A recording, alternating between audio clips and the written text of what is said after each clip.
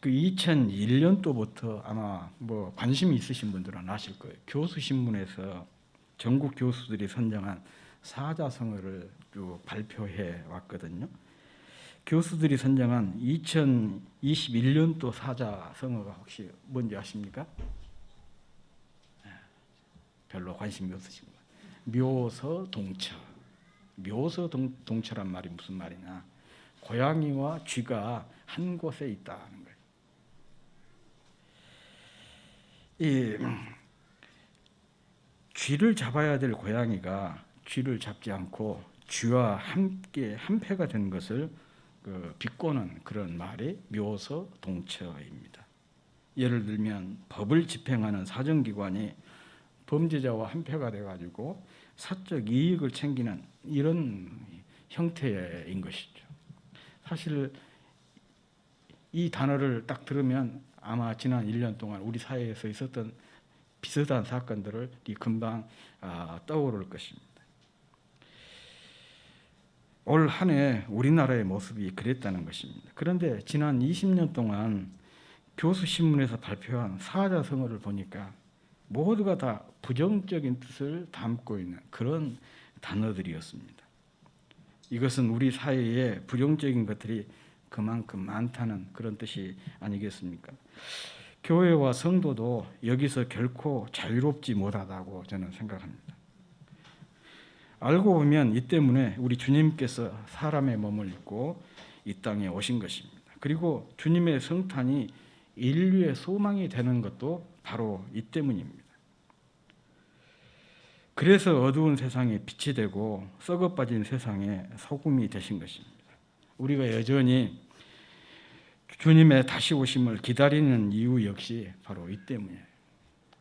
아무리 어떤 정치 집단이 사회 변혁의 개혁에 대한 멋진 청사진을 제시해도 지나놓고 보면 거기서 거기 그렇지 않습니까? 특별히 그 사람들이 문제가 있어서가 아니고 세상에는 희망이 없다는 것이죠.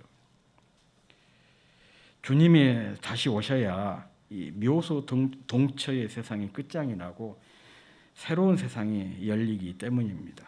오늘은 2021년도 마지막 송년주일이자 또 성탄 감사 예배를 드리는 날입니다. 주님께서 이 땅에 오신 의미를 생각해 보는 그런 시간을 갖고자 합니다. 그러면서 얼마나 내가 그 뜻에 부응하는 삶을 살았는지 우리 자신을 한번 돌아보고 성탄의 뜻을 일상에서 실현하는 삶을 결단하는 그런 시간이 되었으면 좋겠습니다.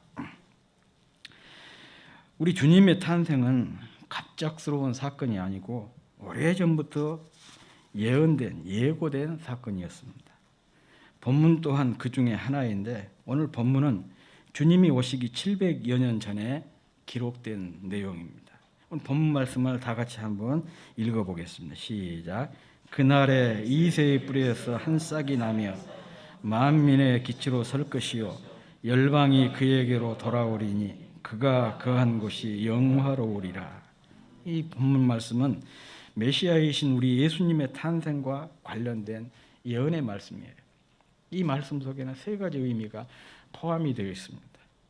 메시아의 성격, 오실 메시아의 성격을 얘기를 하고 있고 또 오실 메시아가 어떻게 탄생하실 것인가, 탄생의 방법과 더불어서 이렇게 메시아가 이 땅에 오신 그 이유를 이 짤막한 한 구절 속에 다 포함하고 있습니다.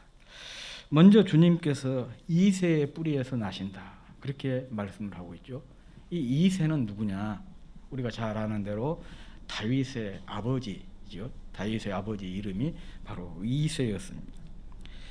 그런데 우리는 주님을 다윗의 자손이라고 했는데 선지자는 다윗의 뿌리라고 얘기하지 않고 이새의 뿌리라 이렇게 얘기를 하고 있습니다. 혹시 선지자가 착각한 것은 아닐까 그런 생각이 들 수도 있겠는데 사실 선지자가 다윗의 뿌리가 아니라 이새의 뿌리라고 한 것은 굉장히 중요한 의미를 가지고 있습니다. 어떤 분들은 예수님의 비천한 탄생을 예고하는 그런 표현이라 그렇게 얘기를 하는 분들도 있지만은 물론 뭐 그렇게도 생각할 수가 있지만 그 이상의 중요한 신학적인 의미를 담고 있습니다. 예수님이 다윗의 후손인 것은 사실이지만 예수님은 다윗의 후계자가 아니라 또 다른 다윗이라는 것을 강조하기 위한 것이에요. 주님은 다윗의 후계자가 아니에요. 또 다른 다윗으로 이 땅에 오신 분이라는 것이죠. 그것을 강조하기 위해서 다윗의 뿌리라고 얘기하지 않고 이새의 뿌리라고 얘기를 한 것입니다. 이스라엘의 왕이 아니라 인류를 구원할 메시아라는 것입니다. 그리고 뿌리에서 한 싹이 나온다. 이 말씀에도 의미가 있어요. 상식적으로 싹은 줄기에서 나오는 것이지 뿌리에서 나오지 않습니다. 물론 뭐 가끔 그런 식물이 있긴 하지만 일반적으로는 그렇습니다. 싹은 줄기에서 나온 것이지 뿌리에서 나온 것이 아니거든요. 그런데 오실 메시아가 뿌리에서 싹이 나오듯 오실 것이라는 말씀은 주님께서 사람으로서는 이해할 수 없는 신비한 방법으로 탄생하실 것이다. 그런 것을 예고하는 것이죠. 그래서 주님이 어떻게 탄생하셨습니까? 성령으로 잉태가 되어서 동정녀 마리아에게서 처녀의 몸에서 탄생했지 않습니까? 아울러 주님께서 이 땅에 오신 이유는 만민의 기치로 서기 위함이라 이렇게 얘기했습니다. 기치란 말이 무슨 말이냐? 히브리어로 네스라고 하는데 신호 또는 표시라는 뜻입니다. 즉 군기나 깃발이라는 말입니다. 그러니까 주님께서 깃발로서 이 땅에 오셨다. 그래서 오늘 설교 제목이 깃발로 오신 예수님이라고 했어요. 무슨 깃발이냐? 무슨 깃발로 주님께서 오셨느냐? 뭐 여러 가지로 얘기할 수가 있겠지만 오늘 시간상 딱 두 가지만 말씀을 드리려고 합니다. 우선 주님은 구원의 깃발로 이 땅에 오셨습니다. 뭐 사극이라든지 영화, 뭐 드라마 같은 데 보면 병사들이 깃발 아래로 모이고 또 깃발을 보고 따르고 또한 행동하는 그런 모습을 볼 수가 있죠. 이 깃발의 역할이라는 것이 그런 것이었어요. 어떤 장군기가 따로 있잖아요. 그 장군기 밑으로 아래로 병사들이 모이게 되고 깃발이 움직이면 사람들이 그것을 보고 따라가게 되고 또 깃발은 하나의 신호였어요. 공격할 때도 후퇴할 때도 이 깃발을 통해서 병사들에게 신호를 줬거든요. 마찬가지로 주님 아래 모이고 또 믿음으로 주님을 바라보고 또 주님을 따르고 또 주님에 의해서 우리의 행동을 가질 때 이런 우리에게 구원의 축복이 임한다는 것이죠. 이것을 그림처럼 잘 보여주는 사건이 있습니다. 민수기 21장에 나오는 불뱀 사건이 바로 그것입니다. 이집트에서 나온 이스라엘 백성이 광야 생활에 큰 불만을 품고 원망과 불평을 쏟아냈어요. 그러자 하나님께서 진노해서 어디선가 불뱀들을 막 모아다가 그 불평하는 이스라엘 백성들을 물게 했고 불뱀에 물린 사람들이 신음하면서 죽어갔습니다. 참 이 사건이 굉장히 의미가 커요. 우리가 살아가면서 불평하고 또 원망하고 그러면은 우리 마음속에 막 이 불뱀이 득실거리게 된다는 것이죠. 그래서 불평하고 원망하면요, 사실은 죽는 것은 누구냐? 불평하는 그 자신이에요. 원망하는 그 자신이에요. 막 불뱀들이 들끓어가지고 우리를 물어 뜯기 때문에 그런 것이죠. 그래서 이렇게 이스라엘 백성들이 불뱀에 물려가지고 막 신음을 하면서 모세에게 아우성이었어요. 우리를 살려달라. 그랬더니 모세가 하나님께 깊이 기도했죠. 그랬더니 하나님께서 해결책을 제시해 주셨습니다. 놋으로 뱀을 만들었어. 그것을 높은 장대에 달아놓고 뱀에 물린 사람들은 누구든지 그 놋뱀을 쳐다보도록 해라. 그러면 다 회복될 것이다. 그래서 이 모세가 놋뱀을 만들어서 장대 끝에 달아놓고 사람들에게 외쳤어요. 누구든지 뱀에 물린 사람들은 이 장대 끝에 달린 놋뱀을 바라보도록 해라. 정말 그 모세의 말을 믿고 쳐다본 사람들은 뱀에 물렸을지라도 다시 다 회복이 돼서 구원을 받았습니다. 물론 그 중에는 그렇지 않은 사람들도 있었겠죠. 그렇지 않은 사람들은 어떻게 됐을까요? 뱀에 독이 퍼져가지고 죽었겠죠. 그래 민수기 21장 9절에 보면 모세가 놋뱀을 만들어 장대 위에 다니 뱀에 물린 자마다 놋뱀을 쳐다본 적 살더라 그랬습니다. 요한복음에서 예수님은 이 사건을 주님의 십자가 사건의 상징으로 인용을 하셨습니다. 요한복음 3장 14절 15절에 보면 모세가 광야에서 뱀을 든 것 같이 인자도 들려야 하리니 이는 그를 믿는 자마다 영생을 얻게 하려 하심이니라 그랬어요. 그러면서 그 뒤에 그 유명한 구절이 나오죠. 하나님이 세상을 이처럼 사랑하사 독생자를 주셨으니 이는 저를 믿는 자마다 멸망치 않고 영생을 얻게 하려 하심이라. 이렇게 말씀을 하고 있습니다.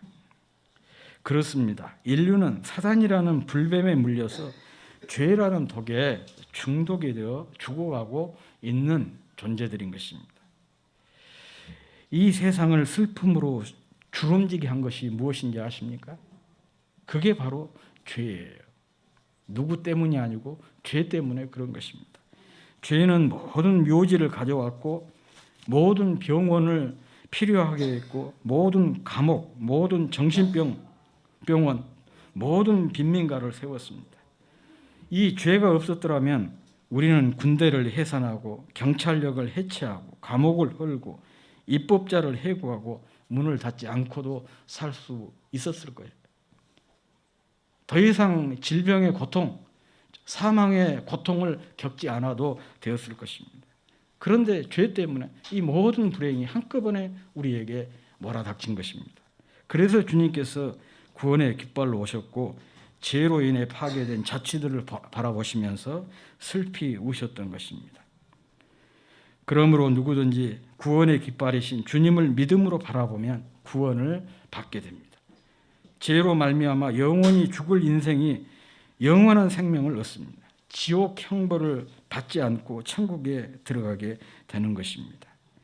더 이상 죄 아래 눌려 비참하게 사는 인생이 아니라 하나님 안에서 평강을 누리며 이 세상에서부터 천국의 기쁨을 맛보며 사는 인생이 되는 것입니다.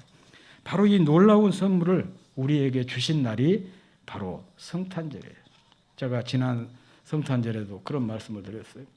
예수님께서 하신 수많은 기적들 중에 성경에 나온 수많은 기적들 중에 가장 큰 기적이 뭐냐? 기적 중에 기적이 뭐냐?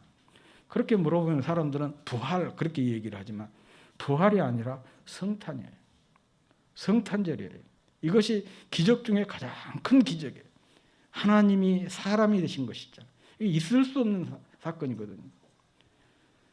하나님이 사람이 되신 사건 그리고 그 안에 있는 그 누리는 그 복이라고 하는 것이 어마어마한 것들 아니겠습니까? 반면에 부활이라고 하는 것은요. 하나님이 본래 하나님의 자리로 돌아가는 거예요. 이것은 너무 자연스러운 현상인 것이죠. 아무튼 성탄절은 구원의 깃발이신 주님의 탄생을 감사하는 절기입니다. 구원의 깃발이신 주님을 믿음으로 바라보고 구원의 감격으로 기뻐하는 여러분이 되시기를 주의 이름으로 축원합니다. 다음으로 주님은 승리의 깃발로 이 땅에 오셨습니다. 어느 글에 보니까 세대별로 성공의 기준이라는 재미있는 내용이 있어서 제가 읽어보았습니다. 10대는 성공한 부모를 둔 것이 성공의 기준이고 20대는 좋은 대학에 들어가는 것이 성공의 기준이고 30대는 좋은 직장, 40대는 1차 이렇게 쏘고 2차까지 쏠 수 있는 사람이 성공한 사람이 돼요. 그리고 50대는 공부 잘하는 자녀를 둔 부모, 60대는 아직도 돈을 벌고 있는가, 그리고 70대는 건강한가, 80대는 본처에게 밥을 얻어먹는 거. 그러니까 우리 장인 어르신은 성공하신 분이에요. 그리고 90대는 어떤 사람이냐? 전화를 걸어주는 사람이 있는 거예요. 나를 기억하면서 찾는 사람이 있는 것이 성공의 기준이다. 그런 얘기를 써놨더라고요. 그리고 백세도 있어요. 백세는 눈을 뜨는 것. 한마디로 성공의 기준이라는 것이 사람마다, 상황마다, 세대마다 다를 수 있다는 것이잖아요. 그렇지만 사람과 세대와 상황에도 불문하고 변하지 않는 한 가지 기준이 있습니다. 그 기준이 뭐냐? 그게 바로 하나님이십니다.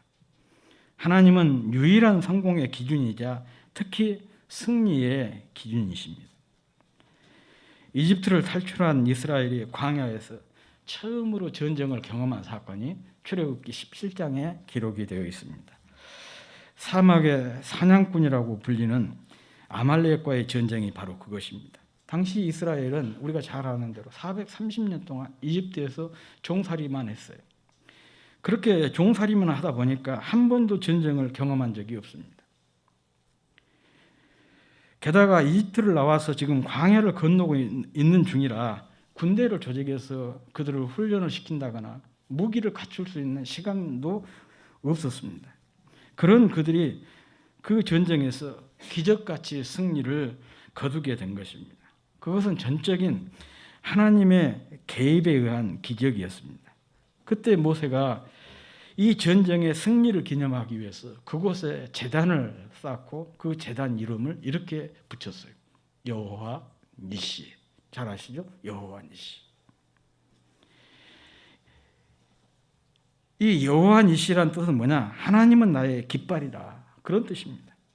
여기 깃발이란 말이 오늘 본문의 기호라는 말과 같은 단어예요. 네스라고 해요. 그런데 이 여기에서 1인칭 소유격 어미를 붙이다 보니까 네스라고 하는 단어가 니시로 의미 바뀌게 된 거예요. 우리 말은 그 인칭과 격이 이렇게 분리가 되어 있잖아요. 영어도 그렇지만. 그러나 대부분 고어들은 이 명사의 인칭 어미가 이렇게 분리되어 있는 것이 아니라 붙어 있어요.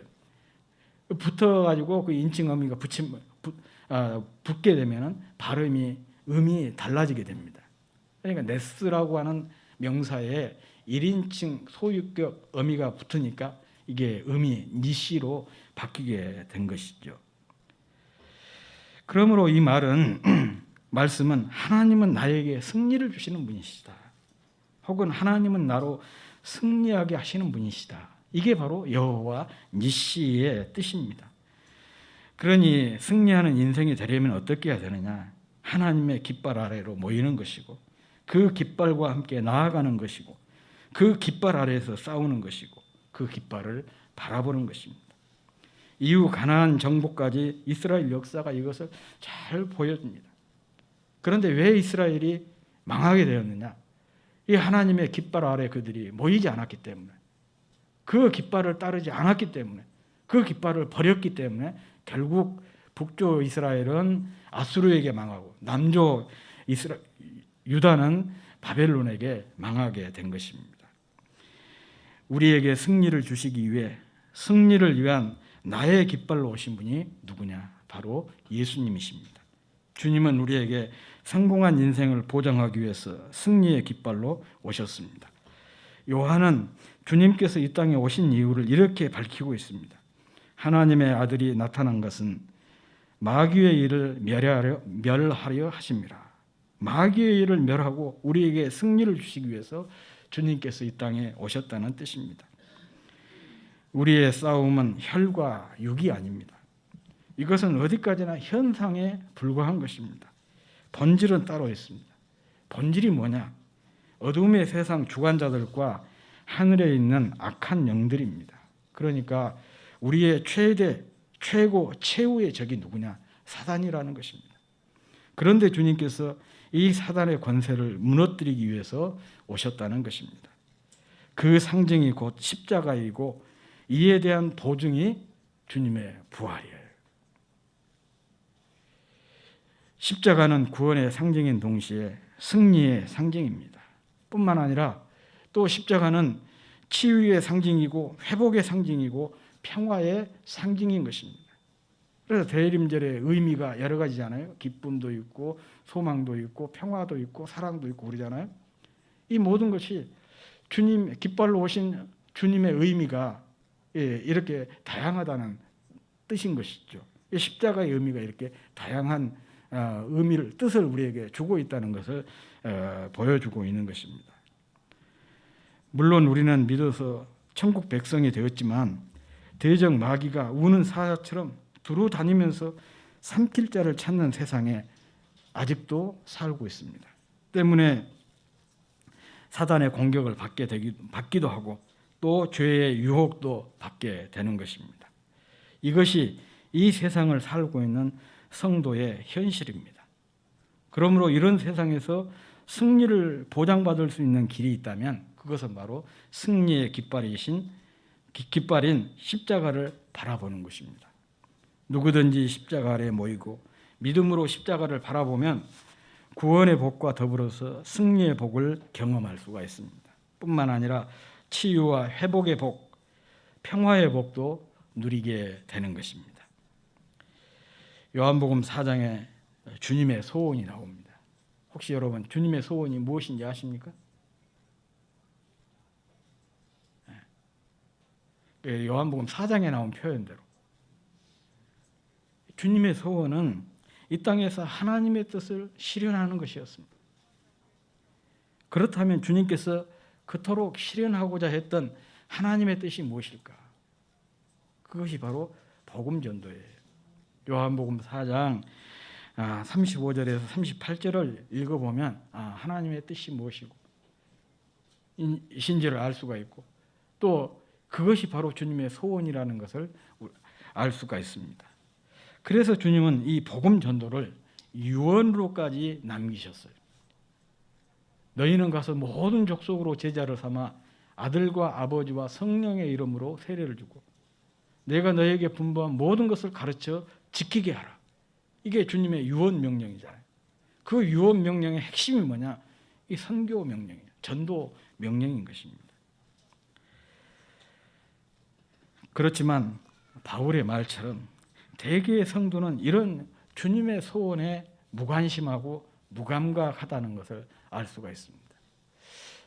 빌립보서 2장 21절 22절에 보면 바울이 이렇게 말씀하고 있어요. 자기가 다 자기 일을 구하고 그리스도 예수의 일을 구하지 아니하되 디모데의 연단을 너희가 안 하니 자식이 아버지에게 함과 같이 나와 함께 복음을 위하여 수고하였느니라. 빌립보 교회가 어떤 교회냐? 바울이 가장 아끼는 교회였어요. 그래서 이 교회는 바울이 계속 칭찬만 했던 그런 교회였습니다. 어느 교회보다도 정말 주님을 잘 섬기고 잘 따르는 그런 교회였는데 그런 교회 성도들 역시도 별로 복음 전도에 주님의 소원을 이루는데 그렇게 적극적이지 않았다는 얘기잖아요. 저희가 다 자기 일을 구하고 그리스도 예수의 일을 구하지 아니하되 이렇게 대개의 성도는 자기 일만 구했지만은 디모데는 주님의 소원, 복음 전도 이것을 위해 바울과 함께 힘썼다는 것입니다. 주님은 구원과 승리의 복을 만민이 받기를 원하십니다.